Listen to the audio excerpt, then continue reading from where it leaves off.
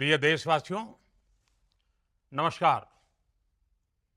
हम सभी ने बीते दिनों में देश का सामर्थ्य और उसका संयम दोनों देखा है। मैं सबसे पहले भारत की पराक्रमी सेनाओं को, सशस्त्र बलों को, हमारी खुफिया एजेंसियों को, हमारे वैज्ञानिकों को, हर भारतवासी की तरफ से सैल्यूट करता हूं। हमारे वीर सैनिकों ने ऑपरेशन सिंदूर के लक्ष्यों की प्राप्ति के लिए असीम शौर्य का प्रदर्शन किया। मैं उनकी वीरता को, उनके साहस को, उनके पराक्रम को आज समर्पित करता हूं हमारे देश की हर माता को, देश की हर बहन को और देश की हर बेटी को ये पराक्रम समर्पित करता हूं। साथियों, 22 अप्रैल को पहलगाम में आतंकवादियों ने जो बर्बरता दिखाई थी, उसने देश और दुनिया को झकझोर दिया था। छुट्टियां मना रहे निर्दोष मासूम नागरिकों को धर्म पूछकर उनके परिवार के सामने, उनके बच्चों के सामने बेरहमी से मार डालना, यह आतंक का बहुत बीभत्स चेहरा था, क्रूरता थी। ये देश के सद्भाव को तोड़ने की घिनौनी कोशिश भी थी। मेरे लिए व्यक्तिगत रूप से ये पीड़ा बहुत बड़ी थी।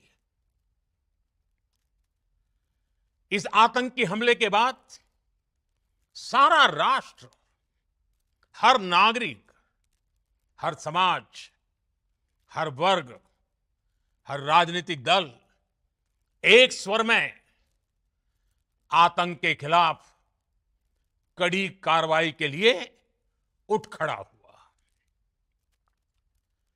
हमने आतंकवादियों को मिट्टी में मिलाने के लिए भारत की सेनाओं को पूरी छूट दे दी और आज हर आतंकी, आतंक का हर संगठन जान चुका है कि हमारी बहनों बेटियों के माथे से सिंदूर हटाने का अंजाम क्या होता है।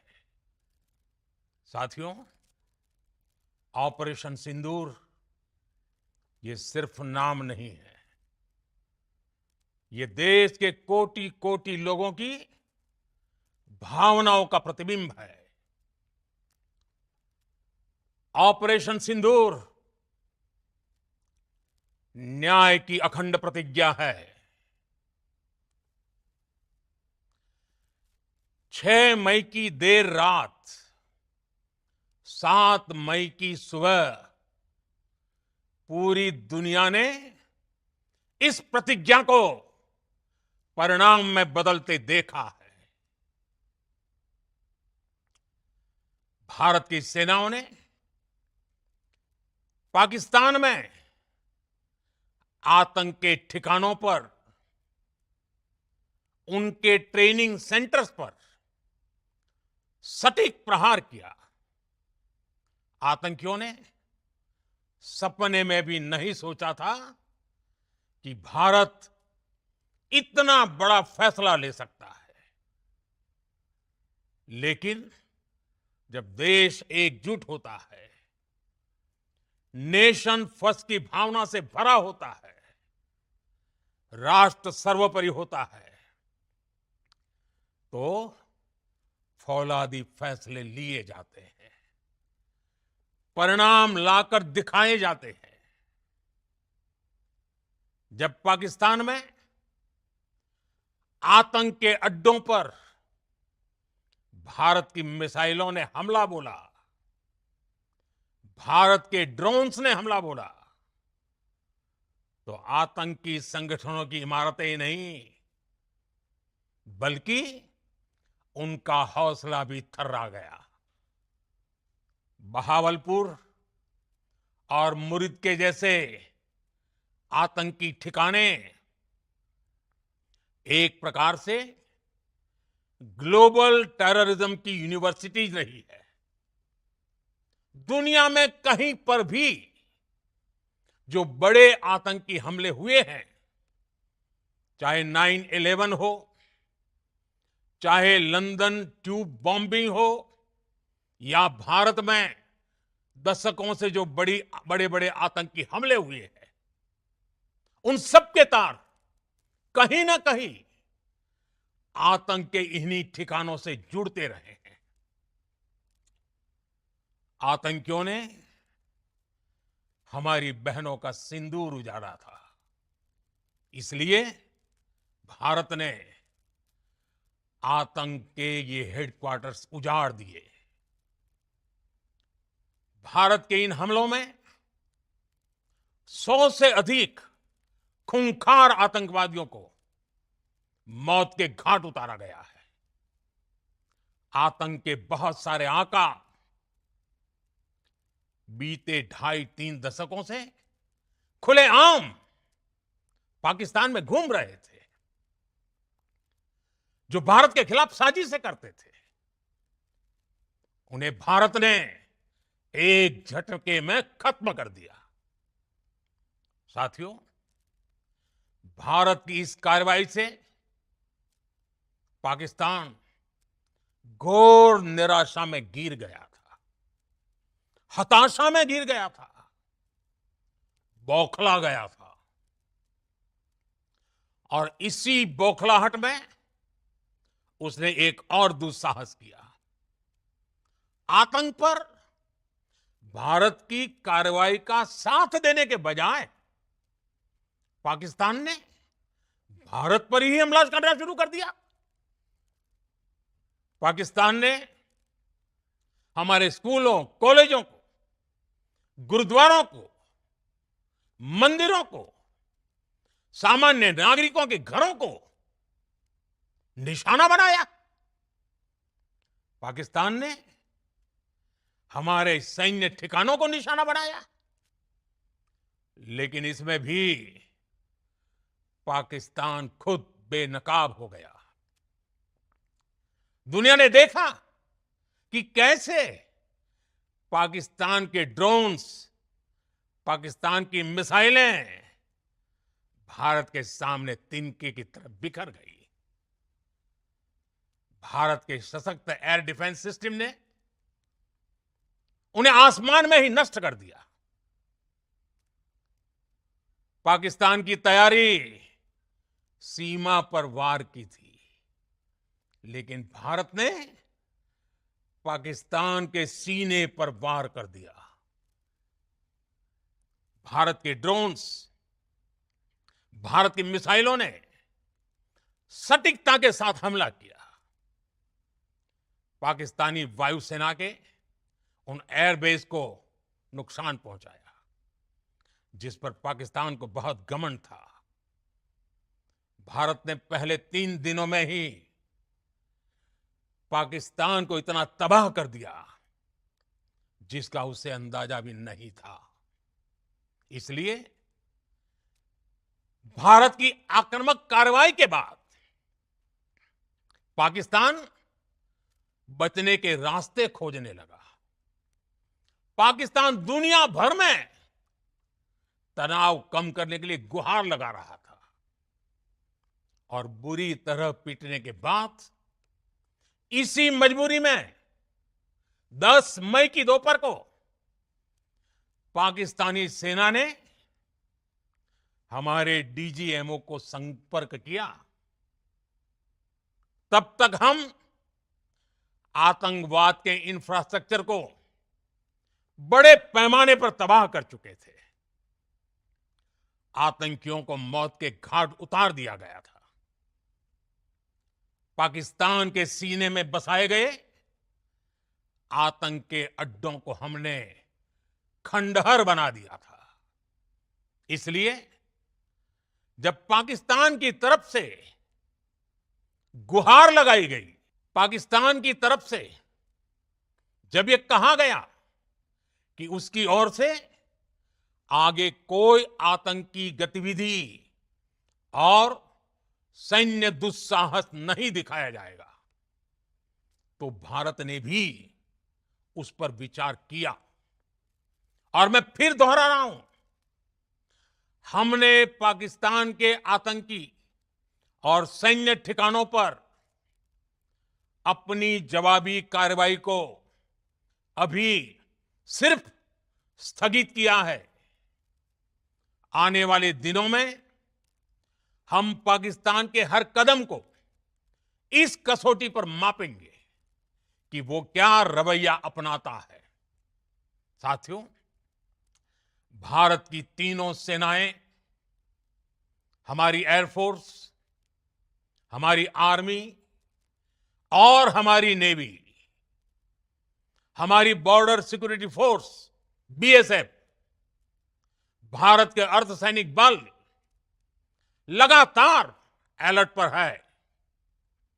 सर्जिकल स्ट्राइक और एयर स्ट्राइक के बाद अब ऑपरेशन सिंदूर आतंक के खिलाफ भारत की नीति है।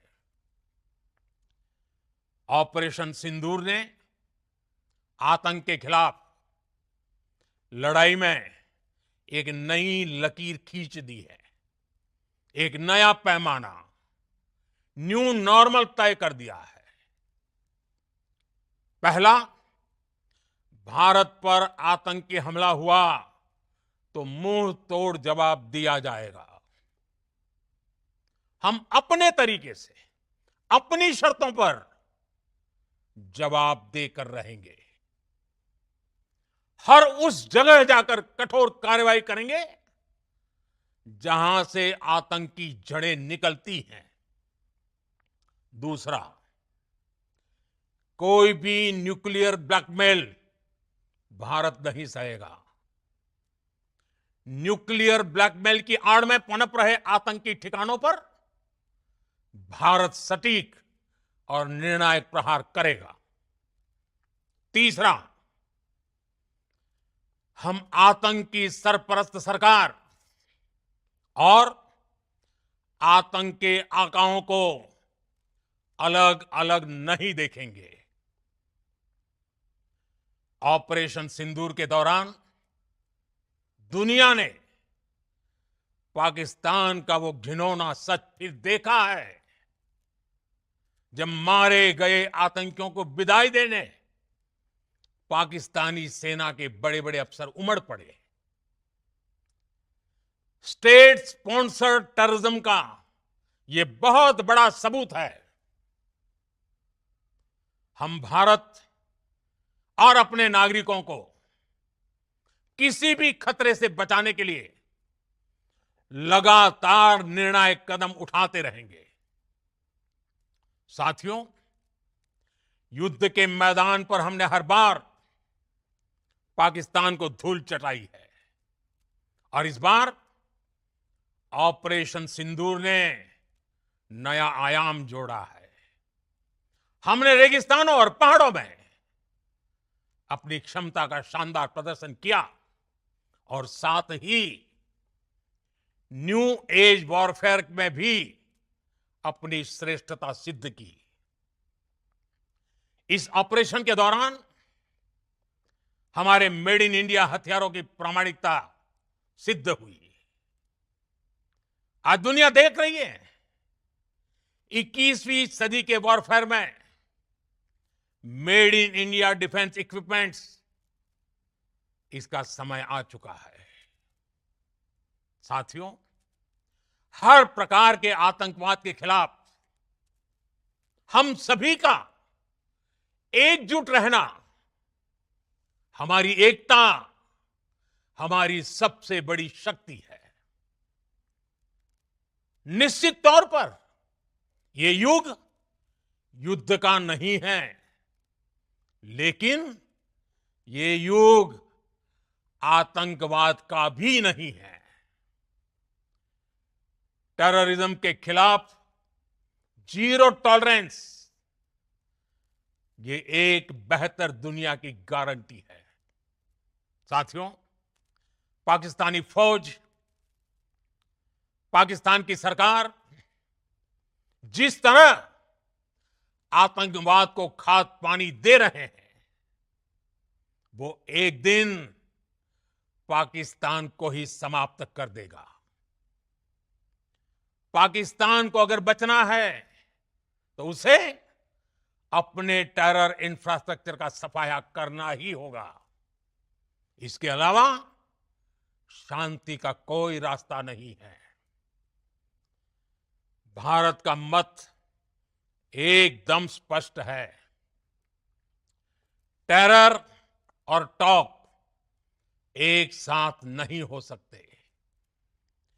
टेरर और ट्रेड एक साथ नहीं चल सकते, और पानी और खून भी एक साथ नहीं बह सकता। मैं आज विश्व समुदाय को भी कहूंगा, हमारी घोषित नीति रही है, अगर पाकिस्तान से बात होगी तो टेररिज्म पर ही होगी। अगर पाकिस्तान से बात होगी तो पाक ऑक्युपाइड कश्मीर, पीओके, उस पर ही होगी।